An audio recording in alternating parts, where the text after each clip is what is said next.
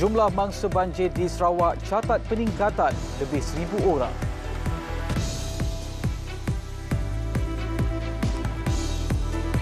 Seorang lagi penunggang motosikal maut ketika berkonvoi.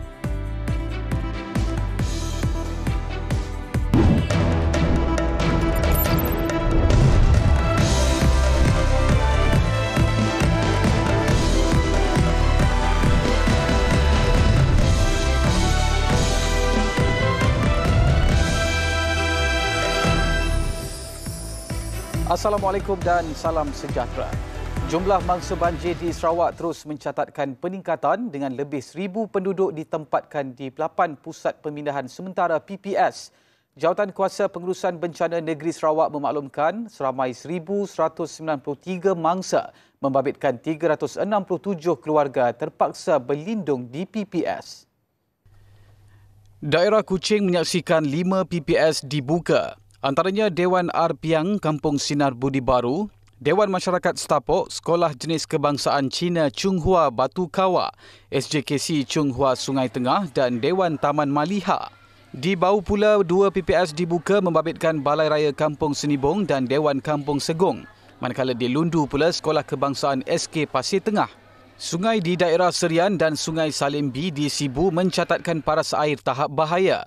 Manakala sungai di kawasan Maliha di Kuching dan Sungai Punan Bah B di Kapit mencatatkan paras air pada tahap waspada.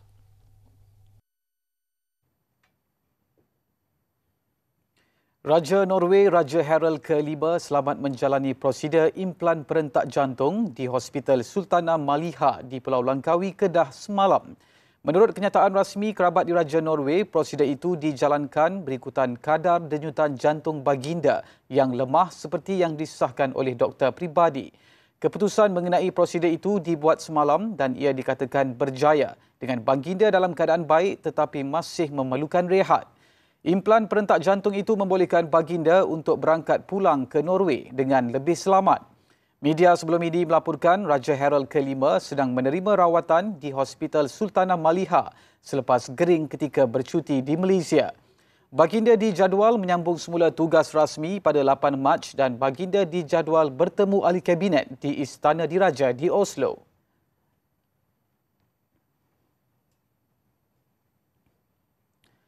Seorang lagi penunggang motosikal maut akibat naas ketika berkonvoi untuk menghadiri program RSZ Fighter Gathering 2024 di Kuantan, Pahang.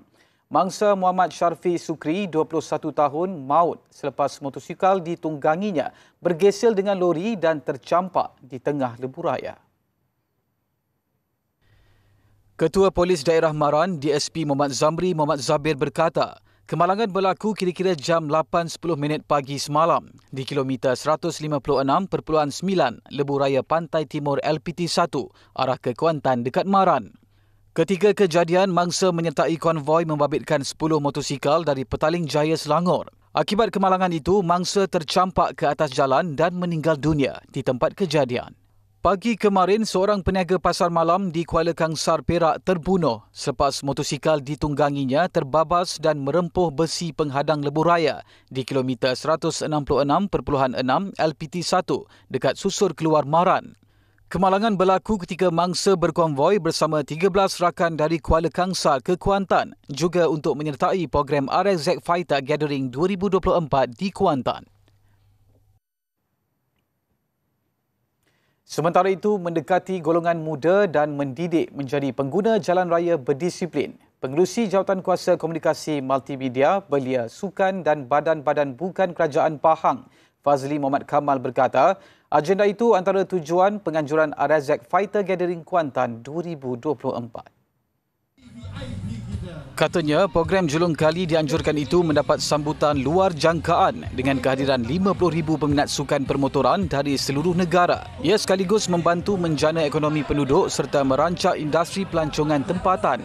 Paling penting, pengisian program mendidik penunggang motosikal menjadi pengguna jalan raya berhemah. Kita nak mendidik penunggang-penunggang motosikal ni bukan saja di kalangan penunggang RSZ tapi motor-motor yang lain juga agar sentiasa berhemah, memandu cermat hormat pengguna jalan raya yang lain. Turut disajikan pada program ini sesi ceramah agama serta peraturan jalan raya yang disampaikan polis dan Jabatan Pengangkutan Jalan JPJ.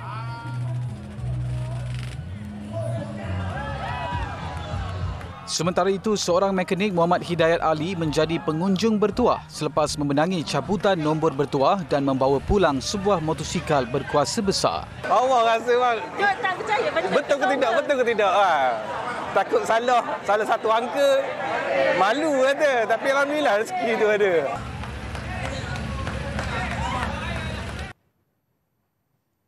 Kementerian Perdagangan Dalam Negeri dan Kos Sara Hidup KPDN melancarkan op kesan bagi memantau kesan kenaikan kadar cukai jualan dan perkhidmatan SST daripada 6 kepada 8%. Menterinya Datuk Amizan Muhammad Ali berkata, fokus pemantauan dan penguatkuasaan adalah untuk memastikan peniaga pada semua peringkat tidak mengambil kesempatan mencatut atau membuat kenaikan harga yang bertentangan dengan perundangan pencatutan. Beliau memaklumkan operasi itu digerakkan di bawah Akta Kawalan Harga dan Anti Pencatutan 2011. Skop penguatkuasaan meliputi sektor-sektor yang terbabit dengan kenaikan cukai perkhidmatan dan keseluruhan rantaian perkhidmatan yang berkaitan. Ia termasuk pemantauan terhadap sektor yang tidak terbabit dengan kenaikan cukai perkhidmatan seperti makanan dan minuman. Tegasnya tindakan akan diambil sekiranya kenaikan harga yang tidak munasabah dilakukan dan tidak sejajar dengan perundangan pencatutan. KPDN turut mengalu-alukan orang ramai yang mempunyai maklumat serta bukti berkaitan sebarang tindakan menaikkan harga secara tidak wajar yang dikenal pasti untuk siasatan serta-merta dilakukan di premis terbabit. Bagi mengelakkan ketirisan petrol ke negara jiran, Kelantan bakal mewujudkan 2 stesen minyak tanpa subsidi tidak lama lagi. Pengarah Kementerian Perdagangan Dalam Negeri dan Kos Sara Hidup KPDN Kelantan, Azman Ismail berkata, 2 stesen itu akan dibuka di daerah Rantau Panjang dan Jeli. Dengan adanya stesen berkenaan, semua kenderaan asing tidak boleh mengisi minyak di stesen lain kecuali stesen minyak tanpa subsidi yang akan dibina. Maknanya, semua kenderaan-kenderaan berpendaftaran asing tidak boleh mengisi minyak di tempat lain kecuali stesen minyak ni sahaja. Maknanya sekarang tak ada isu nak berebut dengan orang tempatan, seluruh sekarang dia tak ada isu lepas ni. Kalau ada, memang kita akan ambil tindakan serta-merta. Di Jeli, stesen minyak berkenaan sudah dilaksanakan namun belum ditukar kepada bukan subsidi. Dalam perkembangan lain, KPDN Kelantan terus komited melaksanakan program jualan rahmah di seluruh negeri bagi memberi kemudahan kepada rakyat Kelantan membuat pembelian keperluan harian dengan harga lebih rendah. Kapal peronda luar pesisir pertama OPV-1 milik Agensi Penguatkuasaan Maritim Malaysia APMM dinamakan sebagai Kapal Maritim Tun Fatimah. Upacara penamaan itu disempurnakan oleh isteri Perdana Menteri Datuk Seri Dr. Wan Azizah Wan Ismail di Jeti Lembaga Pelabuhan Kuching, Sarawak. Menteri Dalam Negeri Datuk Seri Saifuddin Nasution Ismail berkata, pemilihan nama Tun Fatimah itu berdasarkan sifat kepimpinan dan keberanian Permaisuri Melaka itu. Mengikut catatan sejarah, isteri kepada Sultan Melaka, Sultan Mahmud Shah serta puteri kepada Bendahara Seri Maharaja Tun Mahathir itu turut serta dalam siri serangan armada Melaka ke atas Portugis bagi merampas kembali pemerintahan. Dalam tempoh belum pun sebulan usia operasi dia telah berjaya menyekat pencerobohan nelayan asing, iaitu 2 buah bot nelayan asing Vietnam pada kedudukan 210 batu nautika barat laut muka. 5 hari kemudian, iaitu pada 9 Februari, Tun Fatimah juga berjaya menangkap satu lagi bot nelayan asing Indonesia. Kali ini pada kedudukan 97 batu nautika utara Tanjung Pro. Jadi nilai hasil maritime Malaysia yang berjaya diselamatkan daripada kecurian ini kita anggarkan RM3 juta. Tambah Datuk Seri Saifuddin, ketika ini terdapat 2 lagi kapal OPV yang sedang dalam pembinaan dan dijangka siap dalam tempoh kurang 2 tahun lagi. Bagaimanapun, wilayah operasi bagi 2 lagi OPV akan ditentukan kemudian berdasarkan syur dan perancangan strategik operasi maritim Malaysia. Negara masih memerlukan sekurang-kurangnya 2,000 beg darah secara purata setiap hari untuk memastikan stok bekalan darah mencukupi bagi menghadapi sebarang kemungkinan pada masa depan. Menteri Kesihatan Datuk Seri Dr. Zulkifli Ahmad berkata, kementeriannya akan memperhebat usaha mempromosikan kempen derma darah. Kempen derma darah berkenaan akan dipergiatkan dengan kerjasama Pusat Darah Negara dan St. John Ambulance Malaysia SJAM. Kita mempunyai lebihan yang cukup kapasiti yang cukup ya, yang mencukupi ya. Tapi kita tidak mahu selesa, kita tahu bahawa sentiasa dalam keadaan tertentu mungkin kita memerlukan, jadi kita sentiasa membuat kempen derma darah ini. Beliau terdahulu merasmikan suite derma darah SJAM yang pertama di Pusat Beli Belah Wan Utama di Petaling Jaya, Selangor. Mengulas tentang aktiviti menderma darah pada bulan Ramadan, beliau berkata walaupun kebiasaannya menyaksikan penurunan angka penerma darah, namun perkara itu tidak akan menghalang operasi perolehan darah secara keseluruhan. Kurang 10 hari menjelang bulan Ramadan, pelbagai persiapan dilakukan umat Islam bagi menyambutnya termasuk persediaan melakukan ibadah puasa. Tidak terkecuali golongan mu'alaf yang teruja kerana pertama kali akan menahan lapar dan dahaga sepanjang bulan mulia itu. Meskipun istilah berpuasa itu telah biasa didengari menerusi pergaulan dengan rakan beragama Islam sebelum ini, namun untuk merasai sendiri ibadah itu mungkin dianggap sebagai satu cabaran baru. Tidak kurang juga ada yang pernah berjinak-jinak dengan amalan berpuasa sebelum memeluk Islam. Seorang guru tadika yang mengajar di Kuantan, Pahang, Raihana Awisha Subramaniam, 24 tahun berkata, keinginannya memeluk agama Islam atas kemahuan sendiri selepas melihat keindahan agama itu sejak di bangku sekolah lagi. Ini sebagai seorang Islam itu sendiri, kan? Ini pertama kalilah sebagai seorang Islam. Apa perasaan you? Rasa teruja. Nak sambut Ramadan, kita nak beberapa hari je lagi nak sambut Ramadan kan. Rasa teruja lah. Bagi seorang usahawan muda, Teo Yo Chun, 22 tahun, yang memeluk agama Islam tahun lalu, ini adalah pengalaman kedua menjalani ibadah puasa. Before I even go into Islam, I heard that they puasa, feel like hungry and thirsty, but when I really go into puasa, I don't really feel it lah, like the thirsty or hungry. Hungry, I will feel hungry, but not that until I have no energy at all lah. I can still do my work, everything just goes soon. Mereka ditemui pada majlis sambutan Mahabbah Tahun Baru Cina yang dihadiri lebih 500 mu'alaf peringkat kebangsaan di Pengkalan Rama, Melaka. Jabatan Kemajuan Islam Malaysia JAKIM dalam pada itu akan memastikan jumlah pendakwah bertauliah sentiasa mencukupi di setiap lokasi yang mempunyai mu'alaf agar golongan tersebut sentiasa mendapat akses mengenai agama Islam dengan mudah, pantas dan tepat. Ini bukan sekadar pemantauan, tetapi kita juga mengukur sejauh mana impak program-program tersebut dari masa ke semasa. Dan ini sangat penting kerana kita bukan sahaja memantau dari segi penggunaan kewangan itu, tetapi apa yang paling penting, apa yang diperuntukkan itu dapat membawa impak yang besar kepada masyarakat.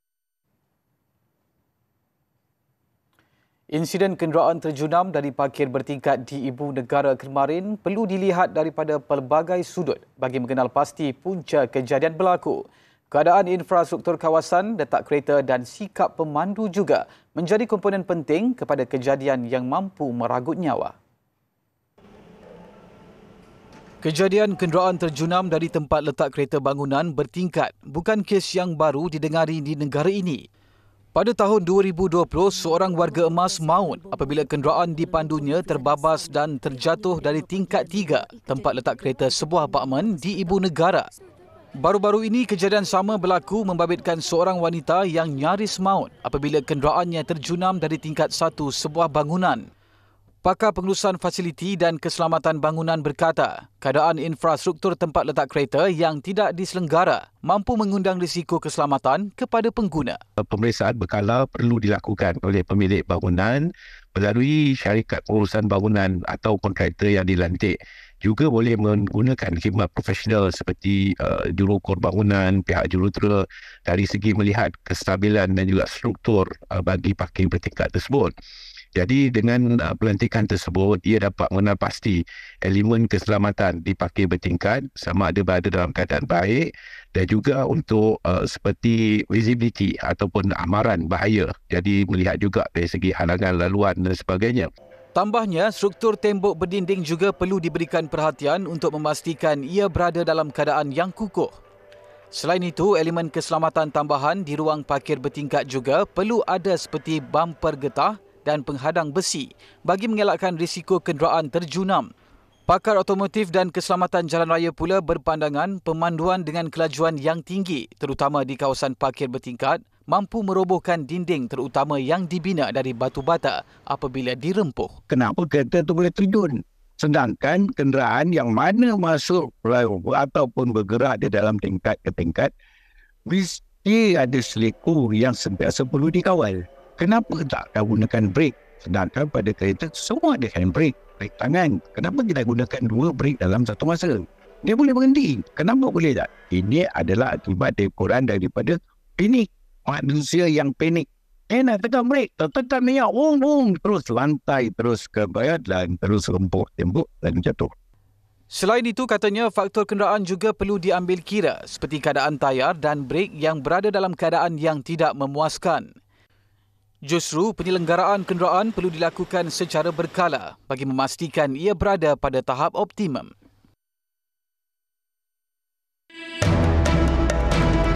Hujan lebat sejak 25 Februari lalu cetus banjir buruk dan huru-hara di Brazil.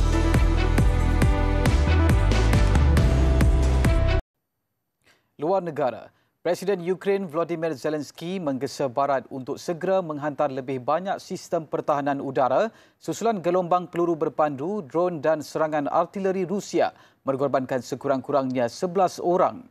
Serangan drone di bandar pelabuhan selatan Odessa semalam menyaksikan 8 orang awam maut termasuk seorang kanak-kanak dan bayi. Sementara dalam tembakan berasingan di wilayah Kharkiv, Kherson dan Zaporizhia, 3 orang terbunuh. Dalam tempoh 2 tahun peperangan, Ukraine kini semakin lemah selepas pakej bantuan $60 bilion Amerika masih disekat di Kongres Amerika Syarikat. Menurut Menteri Pertahanan, separuh daripada bantuan peluru dari negara barat yang dijanjikan lewat tiba di negara itu. Akibatnya, tentera Rusia maju ke arah barat berikutan penawanan Avdiivka bulan lalu menguasai beberapa kampung kecil. Kiev juga melancarkan serangan drone yang menyasarkan depo minyak, tetapi drone dengan bahan letupan itu ditembak jatuh hingga merosakkan bangunan kediaman di St. Petersburg.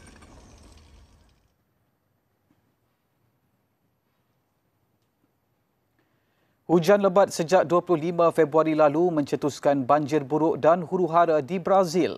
Limpahan air sungai serta insiden membabitkan bencana turut mengakibatkan kerosakan harta benda serta kecederaan kepada penduduk. Eka wilayah paling teruk terjejas menyaksikan lebih 5,400 penduduk berlindung di 57 pusat perlindungan sementara. 30 keluarga hilang tempat bergantung serta harta benda mereka. Turut terjejas Sao Paulo yang menyaksikan lebih 20 penerbangan dibatalkan akibat cuaca buruk. Jabatan Meteorologi dalam pada itu meramalkan hujan lebat dalam tempoh 48 jam di wilayah Eka dan taburan hujan sederhana di wilayah timur Brazil.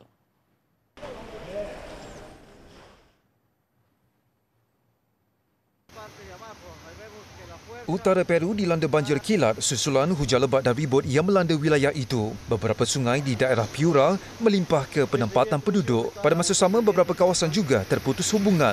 Bencana turut mengakibatkan lebih 50 keluarga hilang tempat tinggal. Malah ada yang terpaksa menanggung kerugian setelah hasil tanam-tanaman mereka musnah.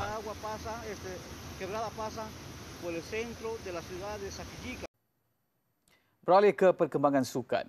Jago basikal trek negara Datuk Azizul Hasni Awang kembali ke gelanggang perlumbaan apabila menyertai kejuaraan kebangsaan Australia. Penampilannya dalam acara Kirin berakhir dengan keputusan memberangsangkan meraih pingat gangsa di belakang juara Matthew Richardson. Datuk Azizul Hasni Awang diberikan kebenaran khas berlumba di kejuaraan kebangsaan Australia yang kebiasaannya diperuntukkan kepada atlet negara tersebut sahaja. Dalam pertarungan peringkat akhir yang disertainya itu, beliau yang digelar The Pocket Rocketman mencatat kepantasan 9.57 saat sekaligus berada di kedudukan ketiga. Podium juara dinaiki pemenang pingat perak kejuaraan dunia 2023, Matthew Richardson yang mewakili Australia Barat. Datuk Azizul mengharapkan tahap kesihatan yang berkaitan dengan keadaan jantungnya semakin meningkat bagi membolehkannya membuat persiapan intensif berbaki 5 bulan lagi ke Sukan Olimpik 2024 Paris.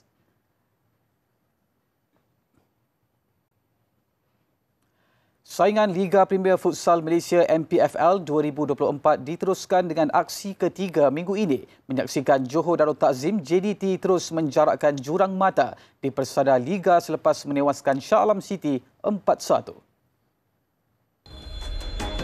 Masih segar dengan kemenangan bergaya 8-1 ke atas Terengganu minggu lalu, Johor Darul Takzim JDT yang telah mengharungi 3 perlawanan tanpa tewas berjaya mengekalkan momentum meraih tambahan 3 lagi mata berharga.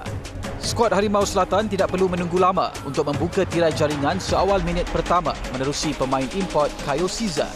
Berselang 6 minit kemudian, Abu Hanifah menggandakan jaringan mencetak gol kedua JDT pada minit ke-7. Kedudukan 2-0 itu berubah selepas beberapa saat kemudian apabila Mahathir Harahap Khairuddin meledak gol ketiga sebelum Caesar sekali lagi mencatat nama selaku penjaring pada minit ke-37. Usaha tuan rumah akhirnya membuahkan hasil selepas Isias Figueiredo mengurangkan defisit jaringan pada minit ke-40 yang juga merupakan gol tunggal Shah Alam City. Perlawanan tamat dengan keputusan 4-1 memihak JDT, menyaksikan skuad bimbingan Juan Antonio Miguel Garcia kekal berada di tangga teratas Liga selepas mengumpul 9 mata. Manakala Shah Alam City pula di kedudukan kedua setakat ini dengan 4 mata.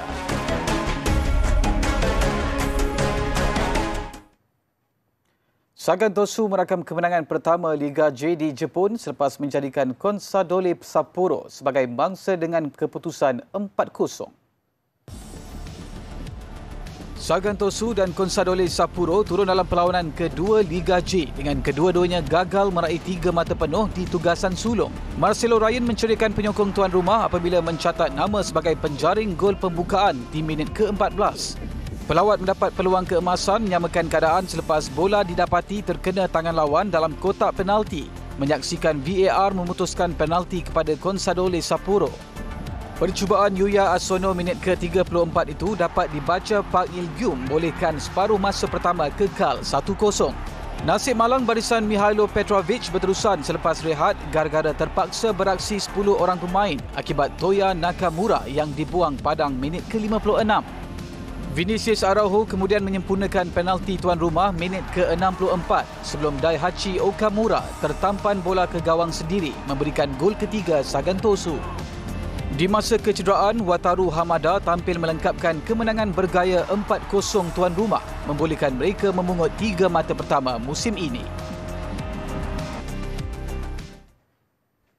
Baik, untuk itu sekian buat waktu ini. Ikuti lebih banyak berita terkini dan terperinci di semua platform media sosial Bulletin TV3. Saya Hilmi Abdul Malik. Selamat berhujung minggu. Assalamualaikum dan salam hormat.